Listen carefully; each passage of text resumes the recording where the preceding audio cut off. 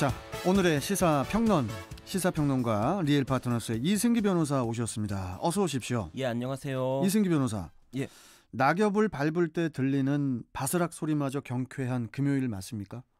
예, 맞습니다. 예. 저는 갑자기 시적인 표현이 나와서. 예, 아니 저 오늘 오프닝을 우리 김혜진 예. 작가가 이렇게 또 써줘가지고 뭐 여쭤봤습니다. 저는 저 감기가 이제 다 나서 기분이 너무 좋습니다. 예, 확실히 달라 보입니다. 뇌가 가벼워요. 예, 아주 기분이 좋은 금요일입니다. 자, 오늘 첫 번째 이슈 전해주시죠. 예, 첫 번째 이슈는 바이든 첫 통화, 한국은 안보 핵심 축입니다. 문 대통령과 이제 조 바이든 미국 대통령 당선인이 어제 오전 14분간 첫 전화 통화를 했다고 해요. 예. 양 정상 간 그 일종의 상견례인 셈인데 어떤 얘기가 오고 갔습니까? 네, 우선 두 정상 간에 이제 한미 동맹을 좀 재확인했고요. 네. 또 한반도 평화 프로세스를 위해 긴밀히 소통해 나가자 이렇게 의견을 모았다고 합니다. 또 두 정상 모두 또 북핵 문제 해결을 통해 한반도 비핵화에 대해서는 일치된 의견을 보였고요. 또 바이든 당선자가 우리 정부의 또 코로나19 사태 대처 능력을 또 높이 평가하면서 이런 덕담도 좀 주고받았다고 합니다. 네. 특히 한미 동맹 문제에 대해서는 바이든 당선인이 한국에 대한 방위 공약을 확고히 유지한다라고 말을 해서 그간 논란이 되었던 이 방위비 증액 문제에 대해서도 우리 정부 입장에서는 좀 걱정을 덜게 됐습니다. 네. 자, 그런데 그 바이든 당선인이 이날 통화에서 한국은 인도 태평양 지역의 안보와 번영에 있어 핵심 축이라고 이제 표현을 했는데 예. 이에 대해서 뭐 또 여러 해석들이 나오고 있습니다. 예. 표면적으로 보면은 한미 동맹을 강화하겠다라는 의지를 보인 것인데요. 네. 이는 트럼프 대통령이 이제 무리한 방위비 인상을 요구하면서 이제 주한미국 감축부터 심지어 철수까지 언급하는 이제 동맹 경시 행태를 보여온 것과 좀 차별화된 외교 정책을 펼치겠다라는 점을 분명히 한 것으로 해석이 됩니다. 네. 그런데 또 바이든 당선인이 이날 인도 태평양 지역에서 한국의 역할을 핵심 축이라고 이렇게 또 강조를 한 걸 보면은 이는 또 미국의 대아시아 전략, 특히 중국과의 대립 구조에서 우리나라에게 미국의 편에 설 것을 요구하는 것으로도 해석이 될 수 있다라는 겁니다. 일단 우리 정부 입장에서는 상당히 부담이 될 수밖에 없는 상황인데 일단 바이든 당선인의 이번 핵심 축 발언을 너무 이제 확대 해석하지 말라 이런 입장을 밝혔습니다. 바이든 당선인도 이제 그 중국에 대한 인식만큼은 그 기존 트럼프 대통령과 이제 좀 비슷하다는 그런 평가가 많은데 예. 미중 양국의 갈등은 계속될 것으로 보이는데요. 어떻습니까? 예, 맞습니다. 그 바이든 당선인 역시 트럼프 대통령과 마찬가지로 인도 태평양 지역에서 중국을 견제해서 그 영향력을 축소시키는 이제 외교 전략을 그대로 유지할 것으로 보이는데요. 예. 다만 방법론의 차이인데 바로 동맹을 어떻게 활용할지의 문제입니다. 트럼프 대통령은 기본적으로 아메리칸 퍼스트, 그러니까 미국 자체의 힘을 최우선하는 경향이 있습니다. 예. 그러니까 중국과의 관계에서도 동맹들과 연대하기보다는 미국 자체의 힘으로 압박하는 식이었는데 그런 정책이 별로 효과를 보지 못했습니다. 예. 그에 반해 바이든 당선인은 기본적으로 동맹 최우선 전략을 기본으로 합니다. 그렇다 보니까 향후 바이든 행정부하에서는 이제 인도 태평양 지역 전략, 이제 결국 동맹들이 함께 힘을 합쳐 중국에 함께 대응하는 그런 성격이 좀 강하게 나타날 것으로 보입니다. 특히 바이든 당선인이 문 대통령과의 통화에 앞서 이제 스가 일본 총리와 전화 통화를 먼저 했는데요. 이번 전화 통화에서 두 정상은 중국과 일본이 지금 영유권 분쟁을 빚고 있는 이 센카쿠 열도, 이 센카쿠 열도에 대해서 미일 안보 조약을 적용할 것을 약속을 했다고 합니다.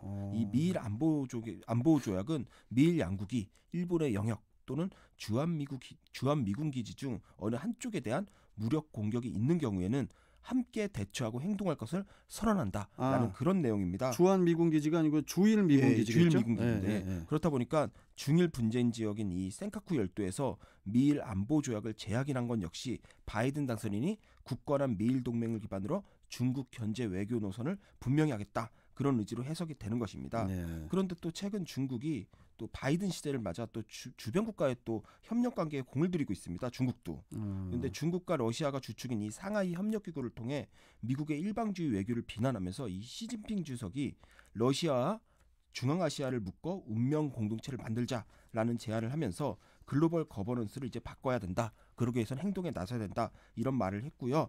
또 중국은 또 자유무역 협정을 통해 또 주변 국가의 또 경제적 유대 관계를 또 분명히 하고 있는데요. 네. 우리가 알셉이라 그래서 중국이 주도하는 또 영내 이제 포괄적 경제 동반자 협정이 있습니다. 예. 여기에는 우리나라뿐 아니라 일본, 호주 그리고 뭐 아시안 10개국에서 세계 인구의 3분의 1이 참석을 하는데 예, 이 알셉을 통해서 또 경제적 영향력을 또 확대해서 결국엔 미국과 중국 그리고 중국 역시도 미국과의 대립 관계를 분명히 하는 것으로 보입니다. 예. 그렇다 보니까 현재 우리 정부 미국과 중국을 오가며 아슬아슬 줄타기 외교를 하고 있는데 어느 순간이 되면 좀 미국으로부터 반중 전선에 참여하라는 요구 어떻게든 받는 날이 올 것으로 보이고요. 그와 같은 제안을 또 중국으로부터 또 받을 수 있다는 점에서 이제 딜레마 상황이 계속될 것으로 보입니다. 네. 자, 뭐 계속 지켜보도록 하고요. 예. 지금 그 TVN 긴급 정보가 들어왔어요. 예. 수도권 제1순환고속도로 판교에서 구리 방향 판교 분기점 부근 4, 5차로에서 승용차 관련 사고가 나서 지금 사고 처리 중에 있고요. 이 여파 때문에 부근 7km 구간 정체되고 있습니다. 긴급 정보 또 있습니다. 영동고속도로 강릉 방향 신갈 분기점 부근 3차로에서 화물차 관련 사고가 나서 지금 사고 처리 중에 있습니다. 이 여파 때문에 신갈 분기점 5km 구간 정체되고 있습니다. 참고해 주시고요. 자, 이승기 변호사 다음 예. 이슈 또 전해 주시죠. 다음 이슈는 택배기사 가로 방지 대책 실효성 있을까입니다. 그 고용노동부와 국토교통부가 어제 12일에 그 택배기사 과로 방지 대책을 발표를 했는데 어떤 내용입니까? 예, 그간 가장 크게 문제된 게 이 택배기사분들이 대부분 개인 사업자입니다. 네. 그렇다 보니까 주 최대 52시간이라는 이 근로기준법 적용을 받지 않습니다. 예. 그렇다 보니까 택배기사들 대부분이 평균 주 70시간 이상의 고강도 장시간 노동에 시달리며 가로를 이제 호소하고 있는 건데요. 예. 일단 정부는 택배사별 여건을 고려해서 1일 최대 작업 시간을 정하고 또 그 한도 내에서 작업을 하도록 유도를 하겠다는 겁니다. 네. 일단 자동화 설비 설치 여부에 따라 택배사별로 적정 작업 시간이 좀 차이가 날 수 있는데요. 이 계획대로라면 일단 근로 시간을 일정 수준으로 제한할 수 있는 그런 효과는 있다는 겁니다.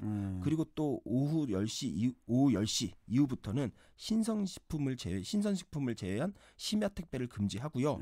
주 5일제 근무 역시도 이번 계획 안에 포함되어 있습니다. 예. 특히 밤 10시 이후에는 업무용 스마트폰 웹을 아예 차단하는 방안까지도 고려하고 있다고 합니다.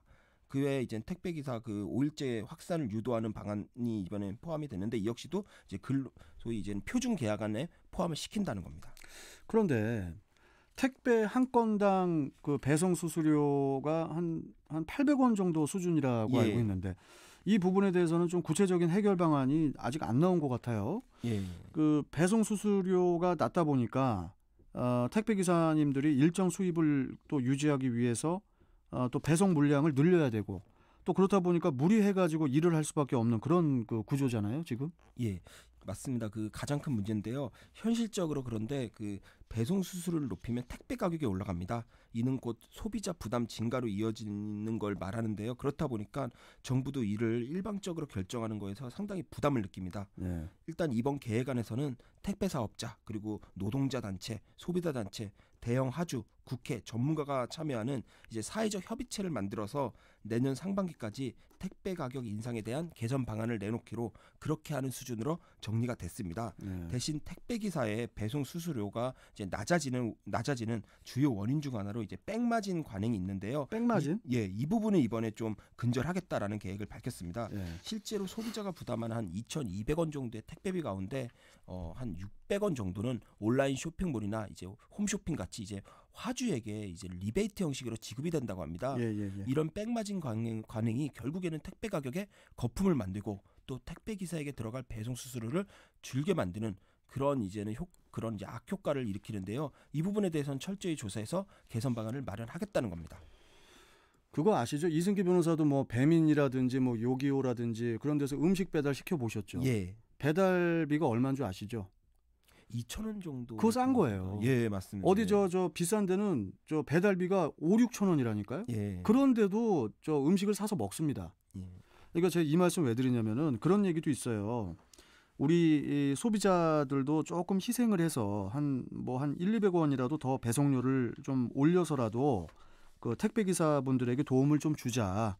이런 얘기도 있는데 그런데 일단 우선적으로 택배 회사에서 먼저 그런 처우 개선에 신경을 좀 쓰는 모습을 보여야 그 다음이 있는 것 아닌가 이런 생각이 좀 드는데 어떻게 생각하십니까? 예, 뭐 맞는 말씀이죠. 일단 택배 회사에서 먼저 처우 개선하고, 그다음 그렇죠. 우리 소비자들도 좀 이렇게 좀 택배 가격에 대해서 너무 이렇게 우리가 엄격하게 해석하기보다는 예. 조금 우리도 좀 관대하게 좀 이렇게 사회적 비용을 좀 지급할 필요가 있어 보입니다. 근데 이거 저 분류 작업 하는 인력을 늘려야 되는 것은 좀 빨리 좀 회사 측에서 좀 처우 개선을 좀 보여줘야 될 것 같아요. 일단은 일부 대형 택배 회사에서는 분류 인력을 좀 늘렸는데요. 예, 예. 사실 좀 이렇게 좀 부족한 면이 좀 큽니다. 아무튼 뭐 계속 또 지켜봐야죠. 예. 자, 아무튼 오늘 말씀 잘 들었고 저희는 또 월요일에 뵙도록 하죠. 고맙습니다. 예, 감사합니다. 자, 시사평론가 리얼파트너스의 이승기 변호사와 함께 했습니다.